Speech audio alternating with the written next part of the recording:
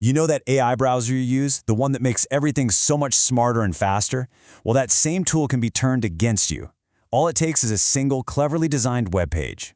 It's a threat called prompt injection. And believe me, it's kicked off a new kind of arms race between hackers and the biggest names in tech. Let's get into how it all works.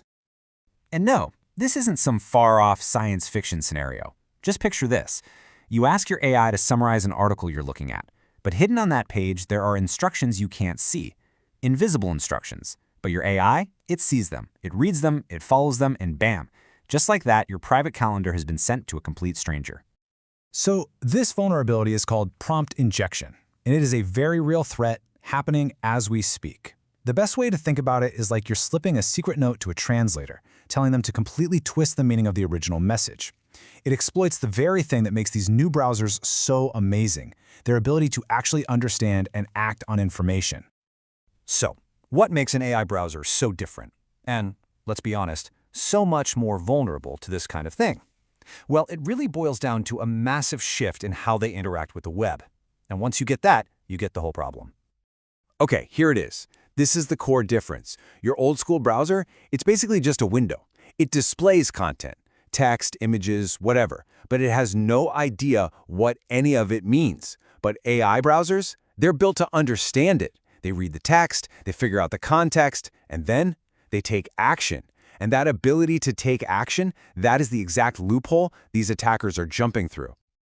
On the surface, the process seems simple enough, right? The AI reads everything, processes it like a person would, decides what's important, and then does something helpful with it.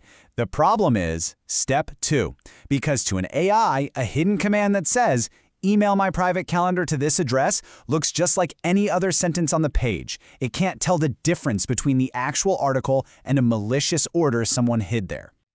And this is where it gets really, really clever. Attackers can hide these malicious prompts in places you would never, ever see. We're talking white text on a white background or instructions buried deep inside the website's code comments. They can even embed commands in an image's metadata. You see a picture, but your browser's AI sees an order. You have to understand, this is a completely different kind of threat.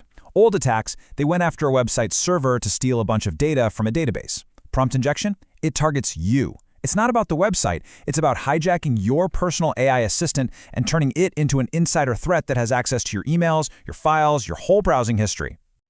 All right, so that's the scary part. Now for the good news. The big tech companies are not just sitting around letting this happen.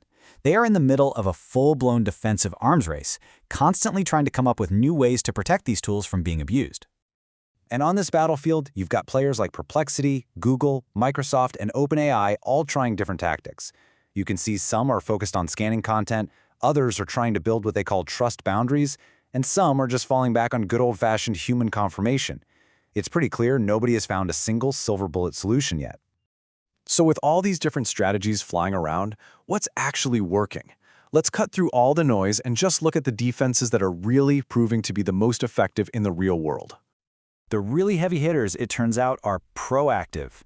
Things like content classification and creating trust boundaries, those try to stop an attack before it even reaches the AI by separating your commands from the stuff on the web page. Then you've got adversarial training, which is basically a boot camp for the AI, teaching it to spot tricks by showing it millions of them. And finally, some simple rules are huge, like permission inheritance, which just means the AI can't do anything your user account isn't already allowed to do. But on the other side of the coin, some of the more reactive ideas aren't working so well.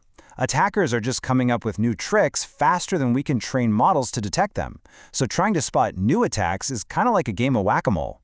And just throwing up a security warning? Let's be real, most of us just click accept without even reading it. So, okay, we've looked at the threat, we've looked at the complicated defenses, but what does any of this actually mean for you? Let's translate this whole tech arms race into some clear, practical advice you can actually use. This is the key question, right?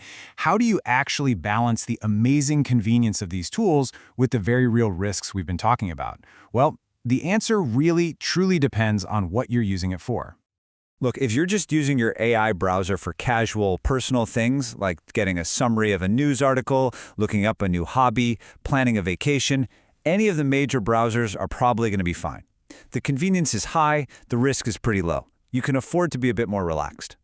But the moment you start using this for work, especially if you're dealing with sensitive internal company documents, the stakes go way up. You have to be more careful. Your best bet is to stick with the enterprise-level options from Google or Microsoft. Why? Because they have security controls and permission systems that are actually built for a business environment. And then there's the really high-stakes stuff.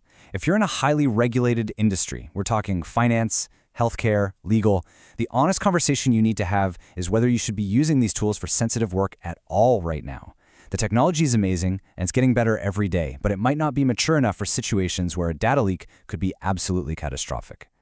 At the end of the day, the guiding principle here, whether you're just a user or you're building these systems, is something called defense in depth. It's a simple idea, but it's powerful. You never ever rely on just one security measure. You need layers. That way, if an attacker gets past the first one, there's another one waiting to stop them. And that really leaves us with the central question of this whole new era.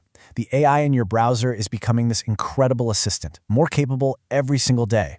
But as it gets more power and more access to every corner of your digital life, the real challenge isn't just about making it smarter. It's about making it safe enough to truly trust.